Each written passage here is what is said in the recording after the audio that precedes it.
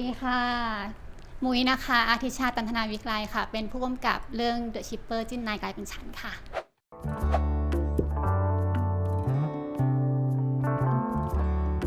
ซีรีส์วายมันเยอะแล้วแต่ว่ายังไม่มีใครพูดถึงสาววายเลยอะไรเงี้ยค่ะก็เลยคิดว่าเราจะพูดถึงสาววายกันดีกว่าว่าสาววายเขาเป็นยังไงแล้วเราก็เป็นคนที่สนใจเรื่องวัฒนธรรมเหล่านี้อยู่แล้วรวมทั้งสนใจเรื่องความรักที่มันเกิดขึ้นในหลายรูปแบบซึ่งอันนี้ก็แทบจะเป็นความรักในอีกรูปแบบหนึ่งที่เราไม่เคยเล่ามาก่อนในซีรีส์เรื่องไหนนะคะก็เลยรู้สึกว่ามันน่าสนใจแล้วก็เลยตกลงรับทำเรื่องนี้ค่ะ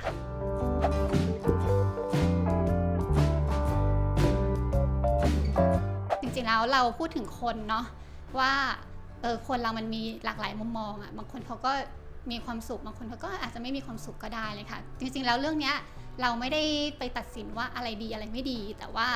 เราพยายามที่จะทำให้คนมองเห็นหลายๆมุมที่มันเกิดขึ้นมากกว่าว่ามันมีอะไรเกิดขึ้นบ้างกับสิ่งที่เรากระทำลงไปเวลาที่เราทำอะไรบางอย่างแล้วอ่ะมันจะมีผลกระทบไปสู่อีกอย่างหนึ่งเสมอแล้วก็สิ่งที่เกิดขึ้นผลกระทบนั้นอ่ะเป็นสิ่งที่เรารับผิดชอบต่อมันได้ไหมหรือเรารับผิดชอบต่อมันไม่ได้อะไรอย่างเงี้ยค่ะคือซึ่งสิ่งที่เกิดขึ้นใน The Shipper เองเนี่ยตัวละครนางเอกก็จะเป็นตัวละครที่มีความรับผิดชอบมีเจตนาที่ดีอะไรเงี้ยนะคะก็ในบางครั้งในเจตนาที่ดีของเราบางครั้งก็อาจจะไม่ได้ผลดีเสมอไปแต่ว่าสิ่งที่เกิดขึ้นก็คือเราก็ต้องรับผิดชอบต่อสิ่งที่เราทำ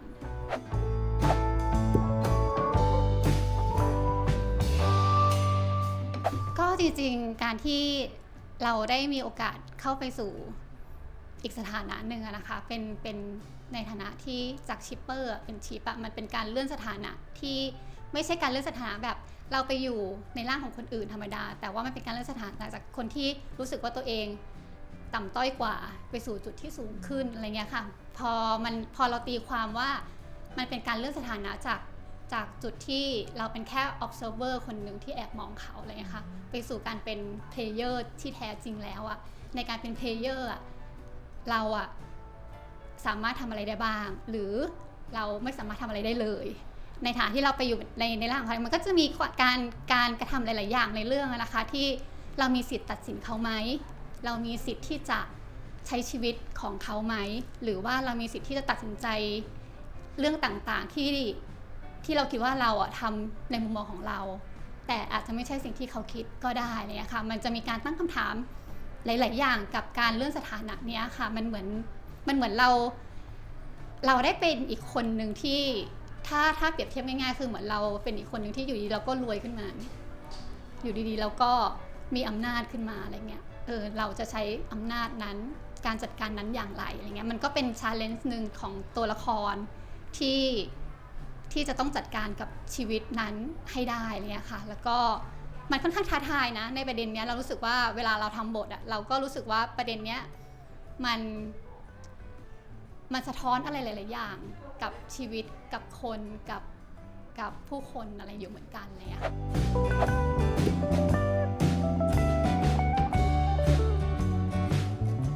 ในนิยามของชิปเปอร์เรื่องนี้นะคะก็เราพูดถึงว่าชิปเปอร์คือคนที่เราต้องการให้คนที่เรารักได้รักกับคนที่ดีที่สุดแต่ว่าตัวชิปเปอร์คนเนี้ยไม่เคยเลยที่จะเอาตัวเองเข้าไปสู่ความรักจริงๆสักครั้งหนึ่งอะไรอย่างเงี้ยค่ะแล้วก็ได้แต่หวังว่าคนที่เราชอบอะจะชอบกับคนที่ดีซึ่งคนที่ดีคนนั้นอะไม่เคยใช่เราอะแต่ว่าการดำเนินเรื่องที่ผ่านมาเราก็จะเริ่มรู้ว่าแต่คนที่เราคิดว่ามันดีมันก็อาจจะไม่ดีก็ได้ทุกคนมีมุมมองทุกคนมีการกระทำที่เราคาดคิดไม่ถึงอยู่เสมอมันก็เลยต้องย้อนกลับมาถามตัวเองว่าแล้วคนที่ดีที่สุดคืออะไรแล้วตัวเขาเองที่ไม่เคยคิดว่าตัวเองดีพอเลยอะจริงๆแล้วเรามีความดีอะไรอยู่หรือเปล่า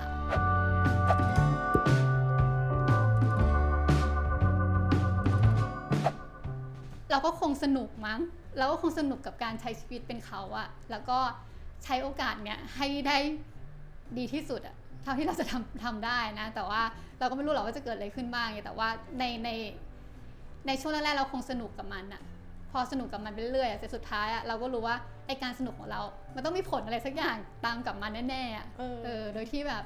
อาจจะเป็นผลที่เราแก้ไม่ได้ด้วยซ้ำมั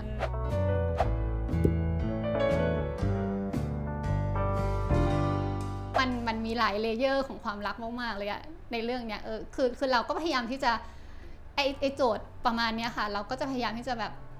ถอดมันให้ได้ว่าจริงๆแล้วความรักอะมันคือการรักที่ outer หรือ inner มันคือหรือ outer และทาง outer และ inner นั่นแหละที่ทำให้เกิดความรัก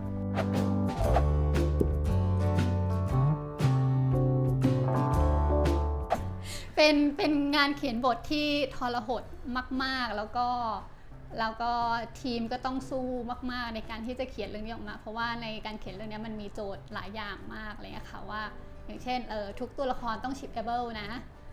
ดังนั้นในทุกตัวละครอ่ะมันจะต้องมีเส้นเรื่องของมันแล้วก็ต้องมีความสัมพันธ์ที่เกี่ยวเนื่องสัมพันธ์กันและต้องมีเคมีต่อกันอะไรอย่างเงี้ยค่ะซึ่งเราก็ต้องเฉลี่ยบทให้ทุกตัวละครให้มันมีพื้นที่ของมันซึ่งสิ่งที่ยากที่สุดในการทำงานบทเรื่องนี้คือการคิดคาแรคเตอร์ในการคิดคาแรคเตอร์เราก็คุยกับทีมบทว่าในงานคาแรคเตอร์ของเรื่องนี้ค่ะทุกตัวละครต้องไม่ใช่แฟลตคาแรคเตอร์ทุกตัวละครต้องเป็นราวคาแรคเตอร์ทั้งหมดพอมันเป็นราวคาแรคเตอร์ปุ๊บเนี่ยมันเป็นคนขึ้นมาจริงๆแล้วอะในความเป็นคนเนี่ยแหละที่จะทำให้เรื่องคาดเดาไม่ได้ตัวโครงสร้างของบทเองอะค่ะก็ค่อนข้างยากตัวโครงสร้างของบทก็มีการลือแก้อยู่ประมาณ10 กว่ารอบอะไรเงี้ยค่ะกับการทำงานบทอะไรเงี้ยแล้วก็แต่เราก็ตั้ง mindset ไว้ว่า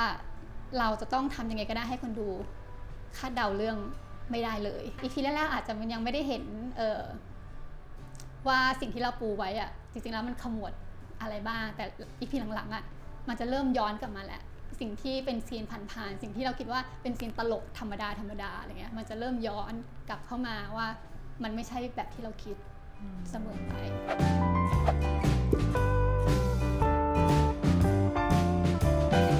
เรามีทีมเขียนบทคนหนึ่งด้วยที่เป็นสาววายจริงๆดังนั้นเนี่ยเขาก็จะเป็น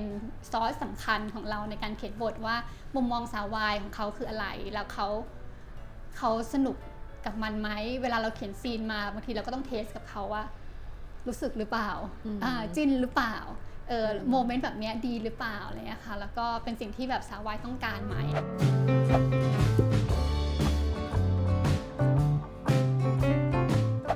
ในการทำบทจริงๆเราก็ต้องยึดมั่นในเมนหลักของเราก่อนว่าจริงๆแล้วเรื่องนี้เป็นความรักของใครแล้วก็พอเรายึดมั่นในเมนหลักของเราได้แล้วค่ะตัวอื่นมันจะเป็นสีสันและตัวอื่นจะเป็นแค่โมเมนต์ที่ทำให้เรารู้สึกได้ว่าเฮ้ยจริงๆแล้วตัวละครมันมีความสัมพันธ์ต่อกันนะแล้วมันมีโมเมนต์ต่อกันได้ในบางครั้งที่โมเมนต์ที่เราอาจจะคิดไม่ถึงอะไรเงี้ยค่ะแต่มันก็เกิดขึ้นได้คุณสามารถไปเขียนฟิกต่อได้จริงๆแล้วแบบสามารถดูเรื่องนี้เสร็จปุ๊บก็ไปเขียนฟิกปั่นโซดาก็ได้ฟิกเวเคทก็ได้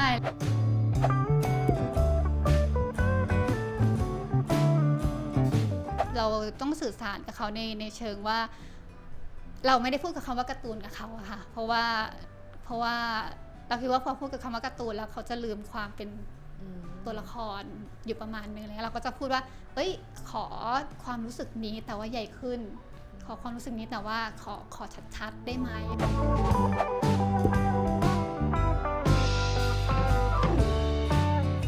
คือจริงๆเฟิร์สกับฟุกเนี่ยเ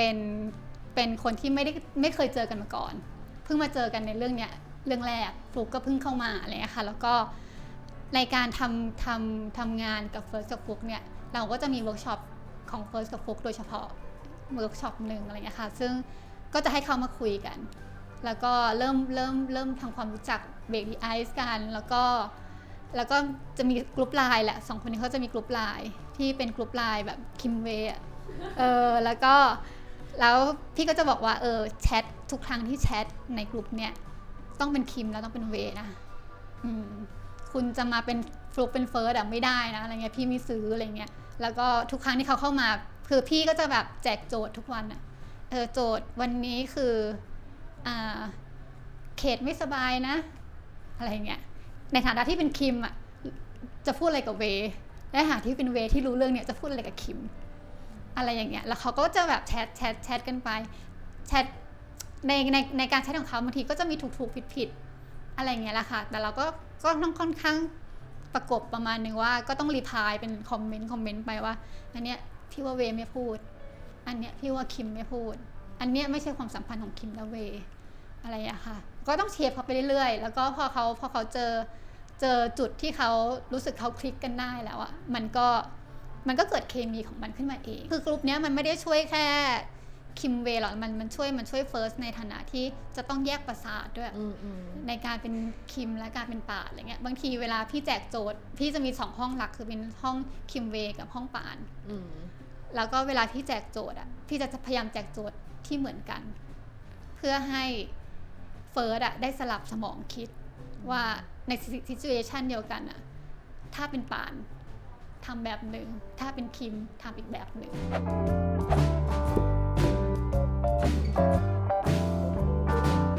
พริกขิงก็คือมีกรุ๊ปป่านคือกรุ๊ปพริกขิงแหละมีพริกขิงมีเฟิร์สอะไรเงี้ยก็จะมี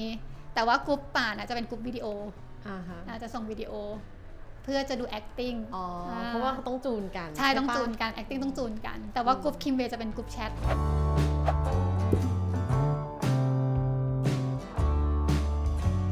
เวลาเราเวิร์กช็อปเราก็จะมีเวิร์กช็อปที่เป็นเฉพาะของ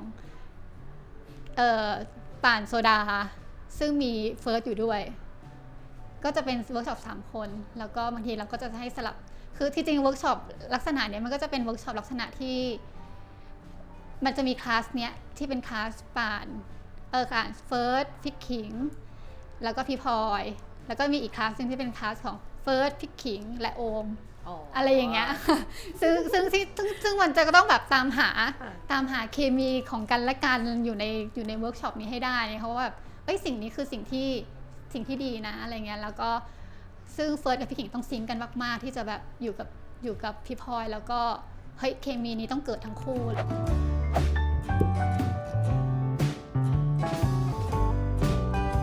คือเราใช้ธรรมชาติของพี่ขิงในการช่วย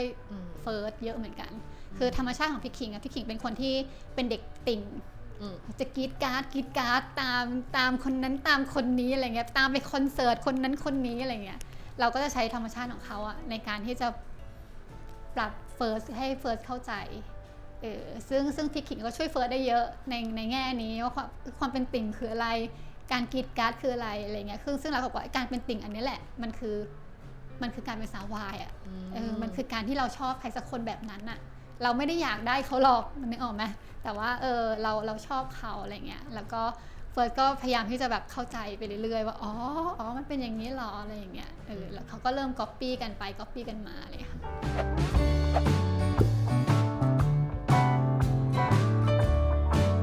พี่เป็นแก๊งเรือผีอย่ามาทูด พี่เป็นแก๊งเขตเวมันจริงๆมันก็มีโมเมนต์อยู่นะจริงๆมันก็ได้อยู่ก็ผีเลยล่ะเรือผีแหละ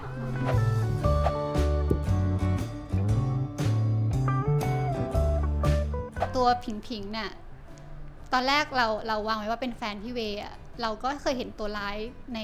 ในซีรีส์วายในอะไรต่างๆมาเยอะเลยนะคะซึ่งเรารู้สึกว่าจริงๆตัวนี้เป็นตัวละครที่น่าสนใจถ้าเราเอามาทำให้มันเป็นราวคาแรคเตอร์แล้วก็เขาก็เป็นคนแค่รักคนหนึ่งมากๆอะรักพี่เวมากๆแล้วเขาก็เป็นคนที่จริงๆเป็นคนประเภทเดียวคล้ายกับพี่เวเลยนะคือเป็นคนเลือดร้อนอะแล้วก็คือเราว่าจริงๆเขามีจุดที่เหมือนกันอะคือสิ่งเนี้ยคือความเลือดร้อนความเป็นตัวพ่อความเป็นตัวแม่ความที่แบบจะต้องจัดการทุกอย่างจะต้องนู่นนี่นั่นอะไรอย่างเงี้ยซึ่งสิ่งนี้เรารู้สึกว่ามันเป็นสิ่งที่มีหน้าเขาถึงได้เป็นแฟนกันเรารู้สึกว่าจริงๆผู้หญิงคนนี้ก็มีมิติก็มีสิ่งที่อยากจะสื่อสารไปว่าก็เรารักผู้ชายคนนี้มันผิดอะไรหรอที่เราจะรักผู้ชายคนนี้แล้วก็การที่เราจะปกป้องคนหนึ่งด้วยวิธีการที่เราทำได้อะมันแบบมันแย่มากนักหรออะไรเงี้ยซึ่งจริงๆแล้วมันก็เป็นการกระทำที่ไม่ได้ดีหรอกนะคะแต่ว่ามันก็เป็นเขาอะ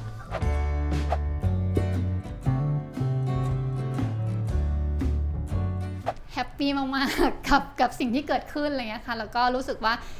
งานที่เราทำมันมีคนดูที่ก็ค่อนข้างเยอะแล้วก็อยู่ในเชิงบวกค่อนข้างเยอะอะไรค่ะแล้วเราก็รู้สึกว่า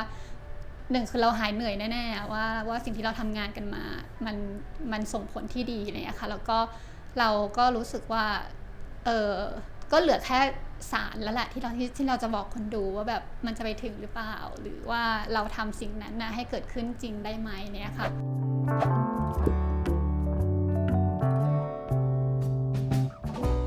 บางครั้งเราเห็นคนมานั่งวิเคราะห์เรื่องของเราอะเราก็มีความสุขแล้วนะว่าแบบเฮ้ยเรื่องจะเป็นยังไงต่อไปนะบางคนก็ไปแคปอะไรอะชื่อตัวละครที่ยังไม่ได้ออกมาตอนที่end creditอะค่ะเราก็สนุกกับการวิเคราะห์ของเขาบางครั้งเราเปิดดูรีแอคหรือฟังพอดแคสต์ที่เขาพูดถึงเกี่ยวกับเรื่องเราแล้วเขาก็มานั่งวิเคราะห์กันอะเราก็สนุกนะว่าแบบเขาก็วิเคราะห์ไปทางนี้ได้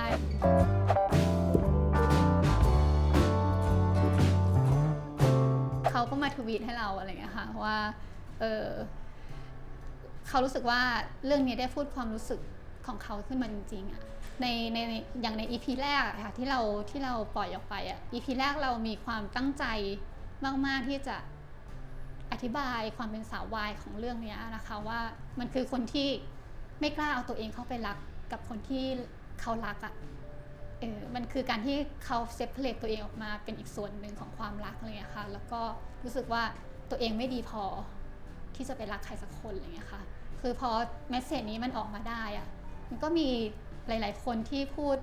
พูดถึงเราแล้วก็พูดกับเราอะไรเงี้ยว่าเนี่ยมันคือความรู้สึกของเขาเลยอะนี่คือสิ่งที่เขารู้สึกว่าตัวเขาอะไม่มีอะไรที่ดีพอที่จะไปรักใครสักคน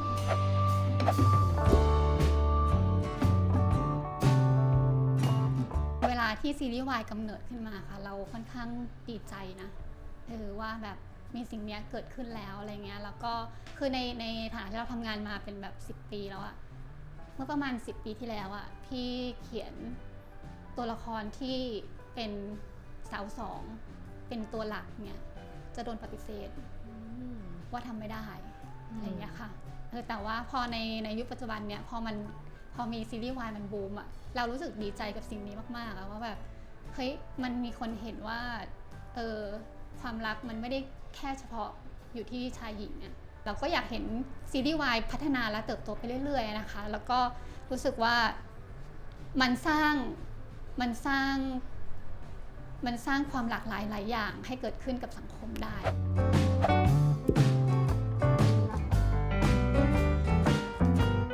Thank you for international fans who always support the shipper, and I am very happy to see you all comment and thank you very much.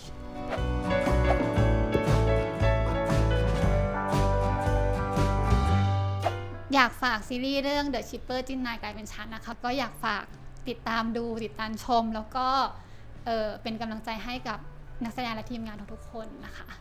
แล้วก็ผลงานชิ้นถัดไปอาจจะต้องอุบไปก่อนแต่ว่าเราติดตามกันได้ค่ะ